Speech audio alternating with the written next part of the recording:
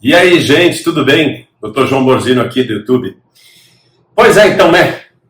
Mais uma vez falando sobre assuntos polêmicos como educação sexual infantil, que tem sido tão falado aí na internet, tanta pauta, tanta colocada, tanta besterol, tanta gente sem preparação científica nos quesitos tanto médico quanto de educação, para abrir o bico se dando de expert aí. Sinto muito, mas hoje eu vou colocar todo mundo para correr e falar o que é realmente educação sexual e o que realmente causa problema na cabeça da criança e leva à iniciação sexual precoce, à gravidez indesejada, à doença sexualmente intransmissível e a formação de uma estrutura familiar desestruturada. Isso está na base. Começa em casa. Já depois da vinhetinha.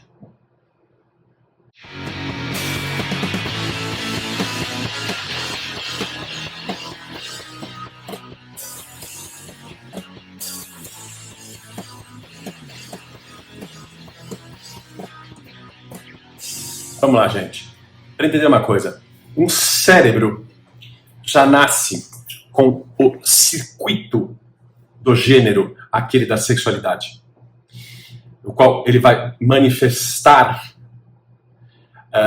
vai aflorar, é inato, vai aparecer na adolescência, vai se ligar na adolescência e terminar de dar uma amadurecidinha dessa neuroplastia, desses circuitos neuronais que já foram formados lá dentro do útero da mãe.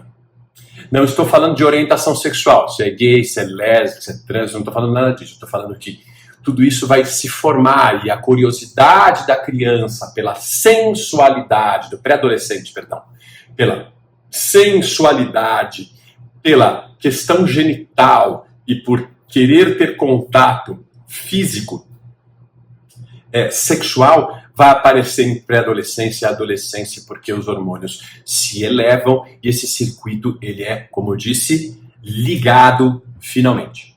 E para tudo isso ele tem que estar mais preparado, a cabecinha tem que estar mais preparada, porque é um circuito emocional. Vamos repetir? Emocional. As pessoas se interessam ou não interessam por outras pessoas, por aquilo que elas sentem por elas. E aquilo que sentem umas pelas outras fazem com que nasça a excitação, que é inata, que apareça, e o deslanche de uma cascata de reações afetivas, nas quais é muito importante a intimidade dessa parceria para que as coisas ocorram de maneira saudável nesses cérebros em formação ainda dos adolescentes. E o que atrapalha? O que atrapalha é desde a infância a negligência por informação, continência familiar e estímulo. Não vamos confundir estímulo com estímulo sexual. Uma criança não entende estímulo sexual, pelo contrário, estímulo sexual é entendido como abusivo. E o abuso sexual infantil é quase que a regra no Brasil. 1 em cada 4 meninas, 1 em cada 20 meninos são abusados sexualmente nas estatísticas internacionais. Aqui no Brasil, a coisa é pior ainda, infelizmente eu não tenho esses números, mas com certeza é quase que a regra, principalmente para as meninas. A iniciação da sexualidade é algo que vem com a curiosidade, vamos dizer, do desenvolvimento dessa própria criança. O cérebro infantil nasce ávido por acolhimento, carinho, estímulo e resposta. Então, Desde o lá que a criança faz e você faz lá para ela já está formando um cérebro mais saudável. Já estão se formando circuitarias, ou seja, caminhos de neurônios mais saudáveis, mais apropriados para compreender um mundo de uma maneira diferente. Pois, primeiro, para a criança, para o bebê, o mundo é absolutamente concreto. Só você perguntar para a criança a semelhança entre uma bicicleta e um trem, ela vai dizer qualquer outra coisa, menos que ambos têm roda. Ambos têm rodas, funcionam sobre rodas. Elas não conseguem abstrair desse jeito até os 7, 9 anos. E a partir desse momento vão começar a ter abstrações. Mas esse cérebro tem que estar preparado para isso. Porque a continência familiar, a atenção integral, ou seja, a atenção por estímulos para que essa criança e esse bebê, essa criança vá reconhecendo o mundo fase a fase dele. Primeiro reconhece pela boca, depois o tatinho das mãos, depois as pernas e os pés, e depois vai se... Porque vai se mielinizando, ou seja, aquela teoria que vem de Freud, lá de percebe o mundo primeiro pela boca, depois vai percebendo isso aqui. Na verdade, a neurociência explica porque vai mielinizando as fibras, ou seja, é de cima para baixo que vai se sentindo as coisas, e essa criança vai descobrindo o próprio corpo, vai descobrindo mãozinha, vai descobrindo os pezinhos, depois descobre o próprio genital, e etc. e tem que ser visto com naturalidade. Então, a criança tem que ter naturalidade, o bebê tem que ter naturalidade de tocar o próprio genital, assim como depois mais velho pode ter a liberdade de tocar o próprio genital, porque não é sujo, não está fazendo alto prazer ou masturbação ou qualquer coisa do tipo, está apenas se reconhecendo. E as perguntas vão vindo fase a fase, e nós vamos naturalmente, nós como pais, criadores, vamos naturalmente respondendo aquilo que aquele cerebrinho necessita. Nada mais, nada menos. Então, se ele pergunta por que você tem pelos pubianos, você responde porque adultos têm pelos pubianos. Se pergunta por que meninos têm um pênis que é para fora e meninas não têm nada para fora, é porque se fala que meninas são desta forma e meninos são de outra forma. Como o papai é diferente da menina, filha dele. E assim vai evoluir. Porque as mães têm seios e elas não têm quando meninas, por exemplo, é porque quando crescerem vão ter. Só isso. Só isso basta.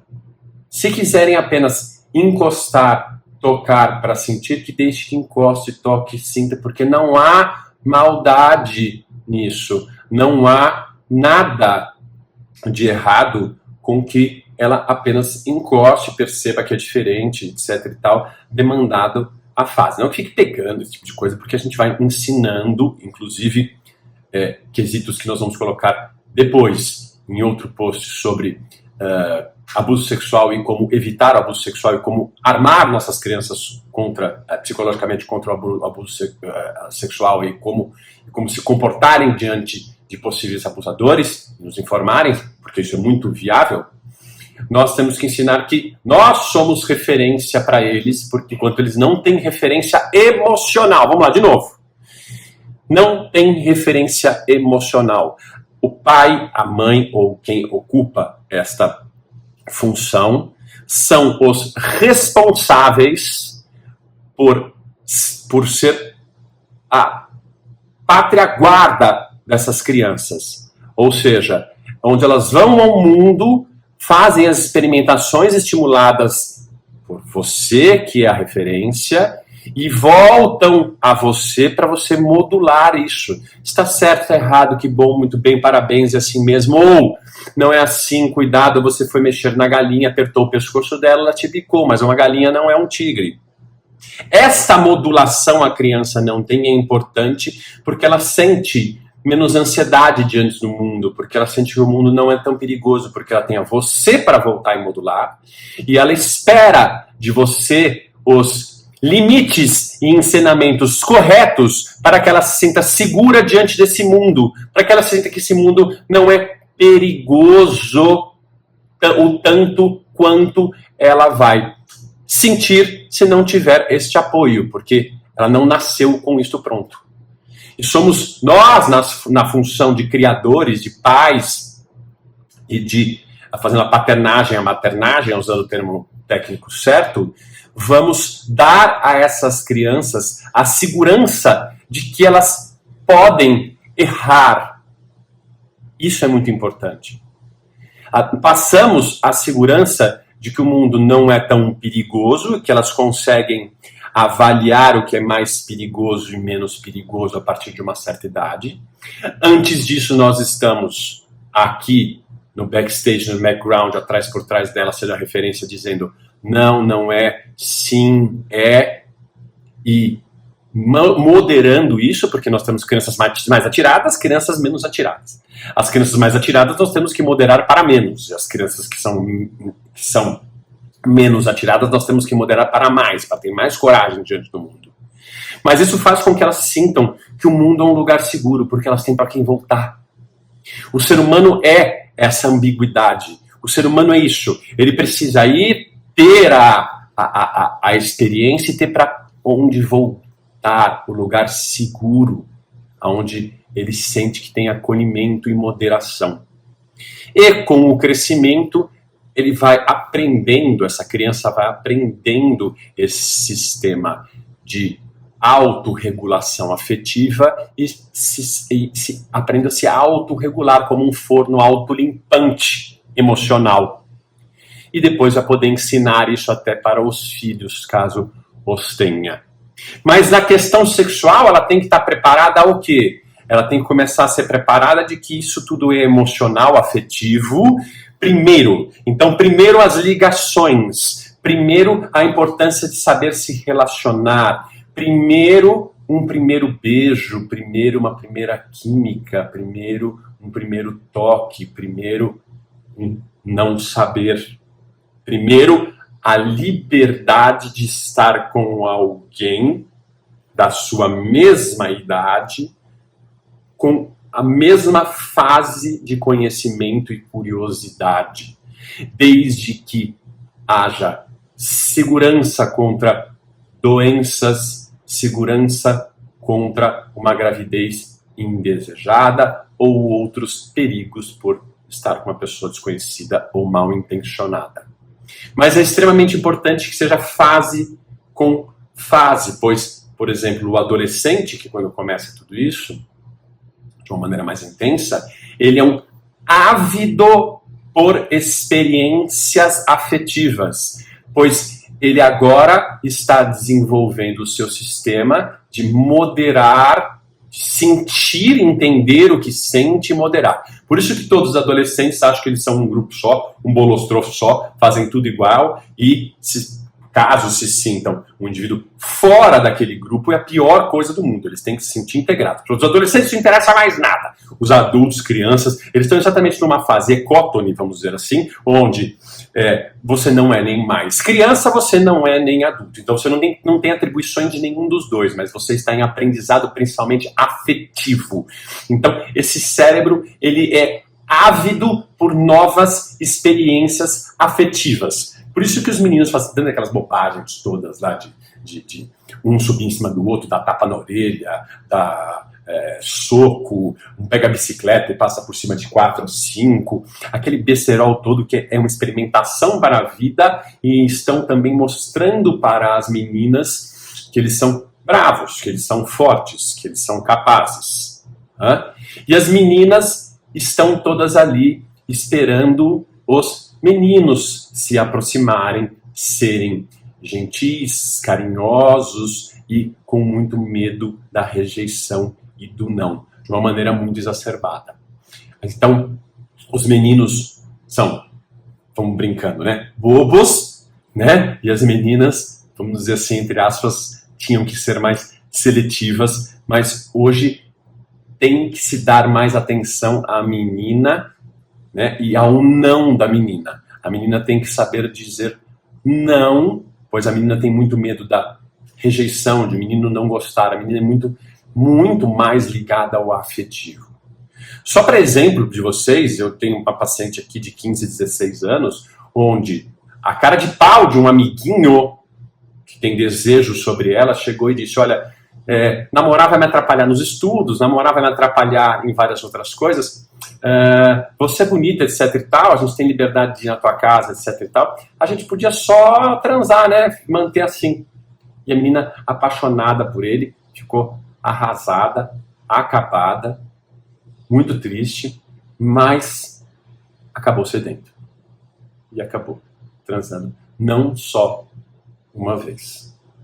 E quando diz, não tenho preservativo, se você imagina se um adulto já muito mais velho já esquece, já cede a visceralidade pelo fato dos corpos estarem ali um ao lado do outro e a necessidade batendo forte, se esquece absolutamente do preservativo, imagine adolescente, imagine uma menina adolescente com medo do não, porque ela quer que aquele menino fique ao seu lado. Muito complicado e tem que ser muito reforçado. Mas desde onde? Desde onde os pais são referência lá atrás, que formaram um cérebro com vias mais saudáveis de compreender as fases quando elas forem ligadas pelas emoções. Tudo é funcionalidade, ou seja, eu consigo ser funcional dentro de um propósito a partir do momento que eu consigo lidar com as minhas emoções. E o adolescente vai aprender a lidar com as emoções para tomar decisões melhores. E se eles tiveram como referência os pais nesse sentido, eles pensam primeiro, eu não faria isso como meu pai e a minha mãe também não fariam.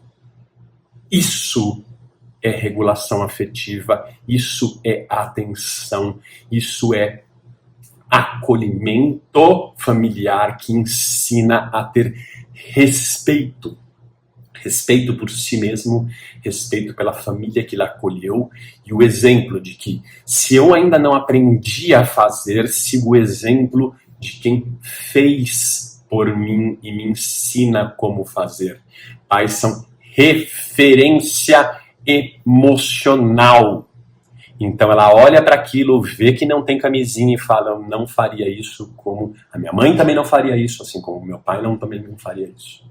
Eu não arriscaria também, eu também não daria o desgosto de uma gravidez indesejada, eu também não daria o desgosto de uma doença sexualmente transmissível, de adquirir uma doença sexualmente transmissível, pois eles se sentiriam muito mal em ter um comportamento igual também. Não é o medo direto pelo castigo, é a disciplina que ela recebeu. Disciplina vem de discípulo, disciplina vem de se colocar na posição de aprendizado. Disciplina vem de aprender a tomar decisões através de regulação emocional. Tudo começa na bebê, na criança, em não ser negligente, em saber ser referência aos seus filhos, inclusive sexual, mas não há necessidade direta de falar sobre sexo diretamente genitalizado, e sim sobre afetividade correlacionada às questões sexuais e as respostas devidas a cada fase, a cada pergunta da criança. É claro que a abertura vem com a criança crescendo, se tornando adolescente para adolescente, as conversas vão ficando mais sofisticadas, mais abstratas, mas você, pai e mãe, sempre vão ser referência. Não briguem, disciplinem. Disciplina não é castigo. Disciplina é ensinar ao outro a se colocar na posição de aprendiz. Então, é assim que se decorre. Gente, fica aí. Aquele abraço. Até a próxima. E vamos tocar. Tchau, tchau.